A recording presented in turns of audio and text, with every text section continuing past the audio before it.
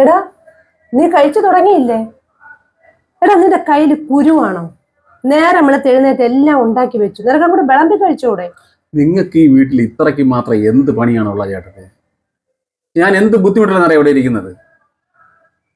നിങ്ങൾ എന്റെ വസ്ത്രങ്ങൾ അലക്കിയിട്ട് എത്ര ദിവസമായി? എടാ എനിക്ക് സമയം കിട്ടുമ്പോ ഞാൻ അലക്കും. നിന്റെ വസ്ത്രം അലക്കണമെന്ന് എന്തോ വലിയ ഗ്യാരണ്ടി വല്ലതും ഉണ്ടോ? പിന്നെ നിങ്ങളല്ല, പിന്നെ വീട്ടിൽ ആരെ? സ്ത്രീകളല്ലേ ഇതൊക്കെ ചെയ്യേണ്ടത്. ആര് പറഞ്ഞു? ഞങ്ങൾ പണ്ട് മുതൽ അങ്ങനെയാണ്. ആര് പറയണാര്? നിനക്ക് എന്താ, നീ വെറുതെ കുത്തിയിരിക്കുമല്ലേ ഇവിടെ? നിനക്ക് എനിക്ക് സമയം തികയുന്നില്ല. വീട്ടിലെ എല്ലാ കാര്യവും നോക്കണം. നിന്റെ കാര്യം മാത്രമല്ല, എന്റെ ചേട്ടന്റെ കാര്യം നോക്കണം, എന്റെ മോളുടെ കാര്യം നോക്കണം. നിനക്ക് 3 നേരം വെച്ചു വിളമ്പി തരണം. അപ്പൊ എന്റെ ഒരു കാര്യത്തിൽ ഒരു ഉത്തരവാദിത്വമില്ല. നിന്റെ ഞാൻ ചെയ്യാറില്ലേ? നിന്റെ തുണി അലക്കാനല്ലോ. ഒരു പ്രാവശ്യം ഒന്നും അലക്കാൻ പറ്റിയില്ലെങ്കിൽ നിനക്ക് അലക്കി കൂടെ?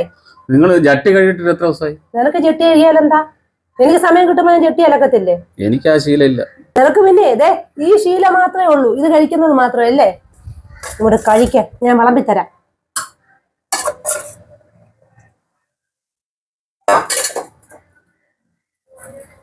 എന്തുവാടെ ഇവിടെ രണ്ടുപേരും കൂടെ കിടന്നുകൊണ്ട് ജോലിയും കഴിഞ്ഞൊന്നും കിടക്കാന്ന് വിചാരിക്കുമ്പോ അവിടെ കിടക്കാൻ സംഭവിക്കില്ല. ചേട്ടാ ഇവിടെ പോണ ചേട്ടാ, ബാബാ ഇവിടെ ഇരി, എനിക്ക് കുറച്ച് കാര്യങ്ങൾ പറയാണ്ട്. ഇരി. ഈ ചേട്ടത്തി എന്നെ എന്തെല്ലാം പറഞ്ഞറിയാം. നിങ്ങൾ കേട്ടാന്ന് എനിക്ക് അറിഞ്ഞൂടാ. ചോറ് തരൂല സമയത്തിന്, വസ്ത്രങ്ങൾ അലക്കി തരൂല, എപ്പോഴും ഉപദേശം. ജോലിക്ക് പോടാ. എനിക്ക് പുറത്തിറങ്ങാൻ പറ്റാത്തതുകൊണ്ടല്ലേ ഞാൻ ഈ കണക്ക് ഇതെല്ലാം കേൾക്കണത്. മനുഷ്യന് കേൾക്കണ പരിധിയുണ്ട്. ഒരു തുണി കഴിയുന്നില്ല, എന്റെ ചേട്ടി ഒന്നും കഴി തരില്ല. ഞാൻ എത്ര നേരം ഇങ്ങനെ വെറുതെ ഇരിക്കും ചട്ടി ഇടാതെ. ഇന്ന് വിട്ടിട്ടില്ല ചേട്ടി? എടേ, നീ എല്ലാ ദിവസവും രാവിലെ എണീച്ച് കുളിച്ച്, ഞാൻ വിചാരിക്കും നീ കുളിച്ച് ഡ്രസ്സൊക്കെ ഇട്ട് പൗഡറൊക്കെ ഇട്ട് ഇറങ്ങണ കാണുമ്പോ ഞാൻ വിചാരിക്കുന്നു നീ എവിടെയോ പോവാൻ പോണം. ഞാൻ തിരിഞ്ഞു നോക്കുമ്പോ നീ ഇവിടെ കിടന്ന് TV കണ്ടോണ്ടിരിക്കണ്ട. എടേ, ഇങ്ങനെ ഇവിടെ ഇരുന്ന് TV കണ്ടോണ്ടിരിക്കണ നിനക്കെന്തിനാ ഈ ഷഡ്ഡി? എനിക്ക് ആകെ 7 ചട്ടിയാണുള്ളത്. ചേട്ടനെ പോലെ അല്ല. ചേട്ടനാണെങ്കിൽ ആഴ്ചയിൽ ഒരെണ്ണം മതി, പക്ഷെ എനിക്ക് ഡെയിലി ഒരെണ്ണം വേണം. ഈ ഷഡ്ഡിയെ കഴുകാനുള്ള ബുദ്ധിമുട്ടുണ്ടല്ലേ ഞാൻ ആഴ്ചയിൽ ഒരെണ്ണം കിട്ടുന്നത്? ഞാൻ അങ്ങനെ ശീലിച്ചിട്ടില്ല. നിന്റെ കൂടെ തന്നെ ഉള്ളതല്ലേ നിന്റെ ചേട്ടൻ? നിന്റെ ചേട്ടൻ ഒരു ഷഡ്ഡി പോലും എന്നെ കൊണ്ട് അലക്കിച്ചിട്ടില്ല. അത് എന്റെ കുറ്റമാണ്. അപ്പൊ നിന്റെ ഭാര്യയായിരുന്നു നിന്റെ ജട്ടി മൊത്തം അലക്കുന്നത്? ഞാൻ നിങ്ങളെ ചേട്ടത്തിയായിട്ടല്ല കണ്ടിട്ടുള്ളത്, എന്റെ അമ്മയുടെ സ്ഥാനത്താണ് കണ്ടത്. ഇദ്ദേഹത്തെ എന്റെ അച്ഛന്റെ സ്ഥാനത്ത്. ഇതിന് ഞാൻ നേരപ്പെടുത്ത് ഇരട്ടത്ത് വരെ ഉപദേശം കേട്ടു. എനിക്ക് വയ്യ. നന്നാവാനല്ലേ പറയുന്നേ?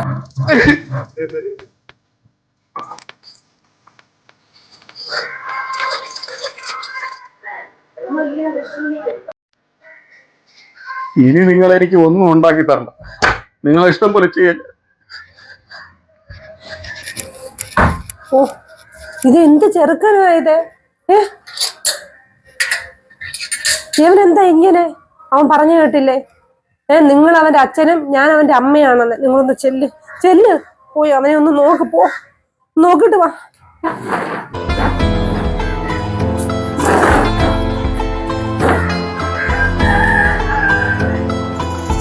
പെട്ടെന്ന് പോ.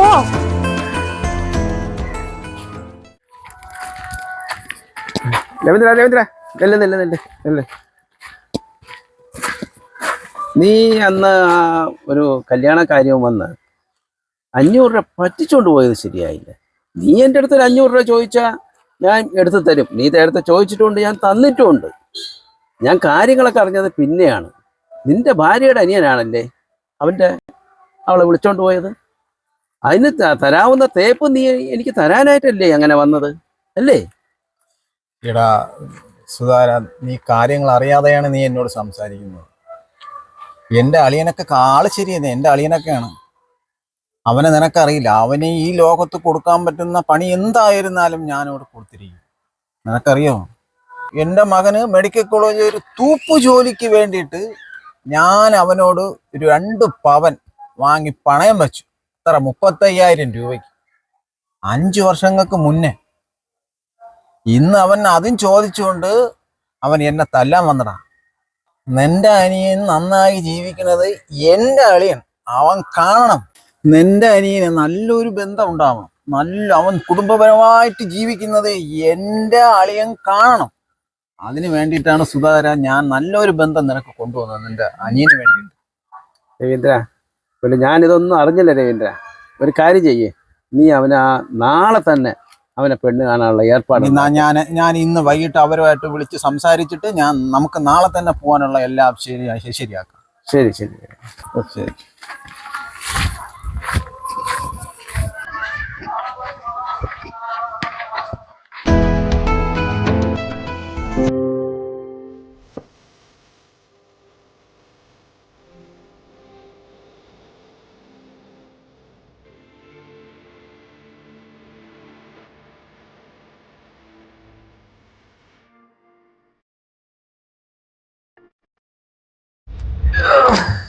മാരുതേ, ഇത്തിരി വെള്ളമൊക്കെ എടുത്തേരി.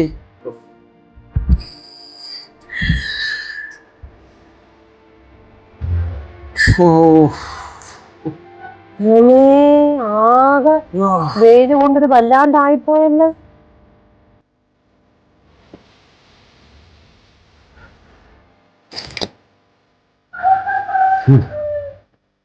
മതിയാ?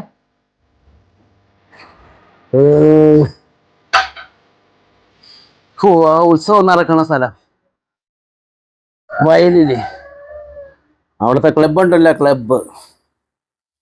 പിന്നെ അങ്ങ് മോളില് കുന്ന്, മനുഷ്യന്റെ മനസ്സല്ലേ, എന്തെങ്കിലും തോന്നിയാലാന്ന് വിചാരിച്ച് അങ്ങ് ആ കുന്നിന്റെ മോളിൽ വരെ കയറിപ്പോയി നോക്കി. ഒരിടത്തും അവനെ കണ്ടില്ല, സുരേഷിനെ കണ്ടില്ല. നമ്മള് വിഡ്ഢികള്.